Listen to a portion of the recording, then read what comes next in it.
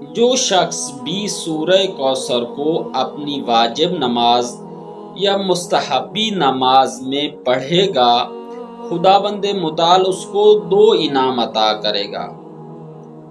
ان میں سے پہلا انعام یہ ہے کہ خداوند متعال اس کو حوض کوثر سے سیراب کرے گا، اور دوسرا انعام اس مومن کو یہ ملے گا کہ خود رسول اللہ کی ہم نشینی حاصل ہوگی۔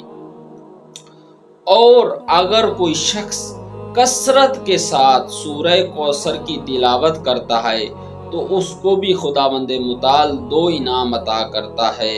ایک یہ کہ اس کے رزق میں اضافہ ہوتا ہے، اور دوسرا انعام اس کے لیے یہ ہے کہ خداوند متعال اسے نیک اولاد عطا کرے گا۔ اور اسی طرح اگر کوئی شخص 100 مرتبہ سورہ کوثر کی تلاوت کرتا ہے، اور سورہ کوثر کی تلاوت کرنے کے بعد وہ شخص جو بھی خدا سے اپنی حاجت طلب کرے گا، خداوند تبارک و تعالی اس کی حاجت کو پورا کرے گا۔ اور جو شخص قبرستان میں جا کر 3 مرتبہ سورہ کوثر کی تلاوت کرے گا تو خداوند متعال اس میت کو حوض کوثر سے سیراب کرے گا۔